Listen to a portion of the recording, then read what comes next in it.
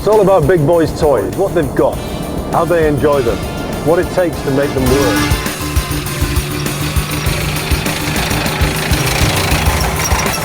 Sometimes a hobby can be an obsession.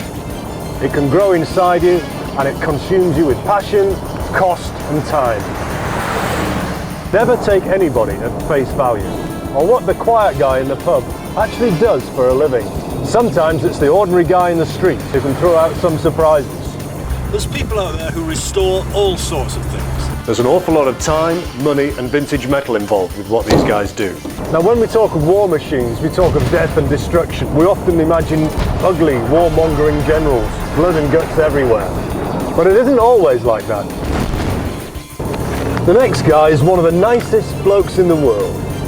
He's quiet, unassuming, educated, well-spoken, holds down a good job. But as far as his hobby's concerned, you just don't want to get in his way.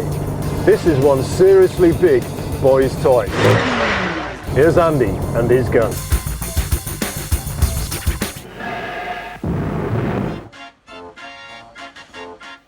In the peaceful setting of a small country show in the west of England, people come to show off their hobbies, vehicles, horses, engines and the like.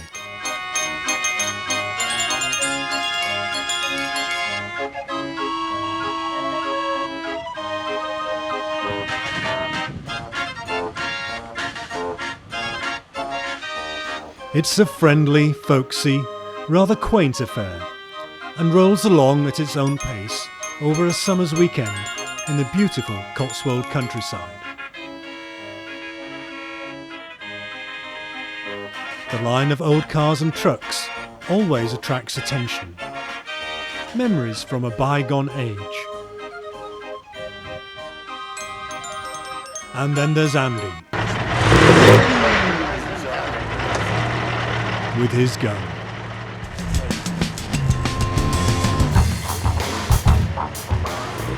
There are guns, there are big guns, and then there's this gun.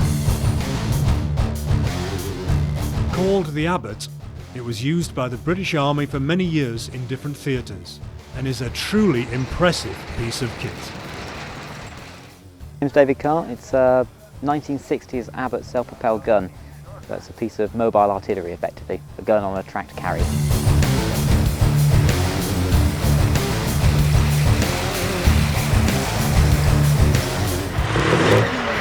Carries a 105mm shell for close work up to about 12 mile range. It looks like a tank, but it's not.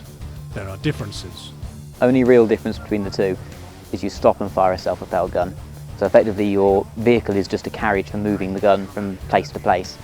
And when the gun is stationary, only the gun is in use. The vehicle itself is effectively redundant. With a tank you fire on the move, so the tank and gun are one operational unit.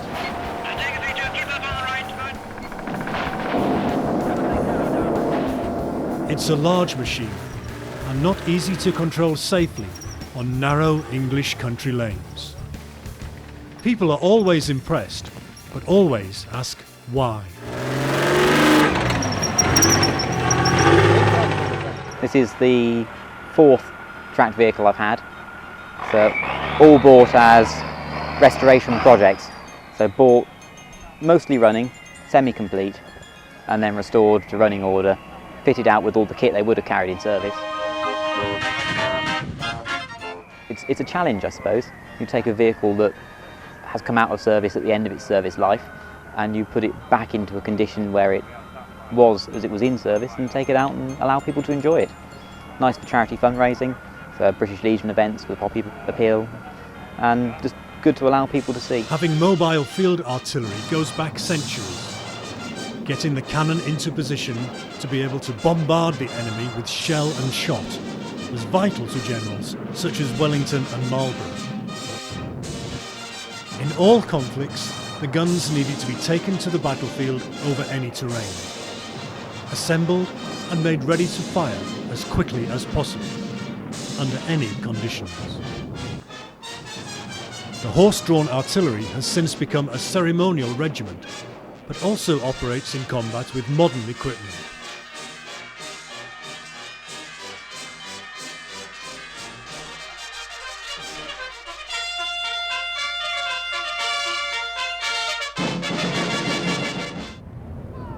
Number 1 gun, fire! The staccato bark of the gun crashes out, and the pressure waves resound around the park. In sequence, the guns continue to fire until the salute is completed. The British Army moved on from horse-drawn weapons and developed the field artillery tractor. The 6-man crew in the vehicle, the limber with ammunition behind, followed by the gun.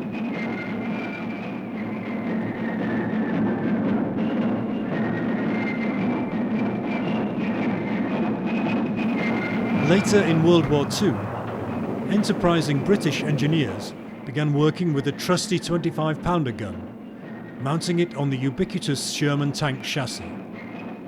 The result was called the Sexton.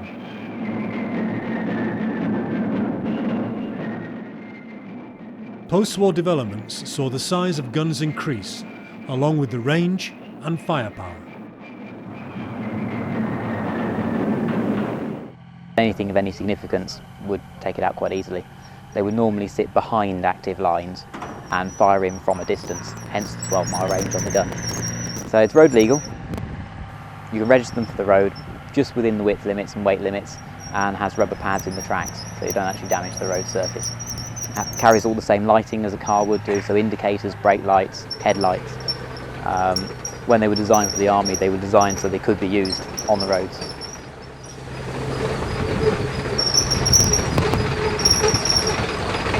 Like a lot of people with big machines, part of the fun is showing these to the public.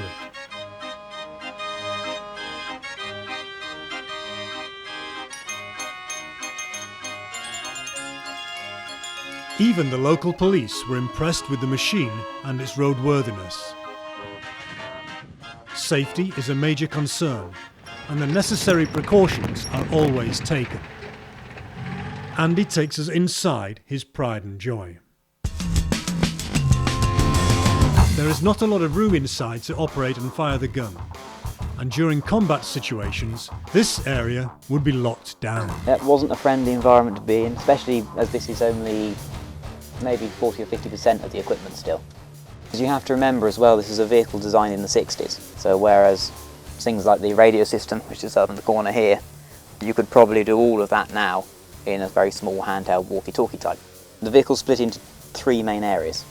At the front of the vehicle you have an engine compartment with the engine and transmission. Next to that you have the driving compartment where the driver will sit. It's very simple driving controls. Okay, so there's a crew of 3 in the back of the vehicle.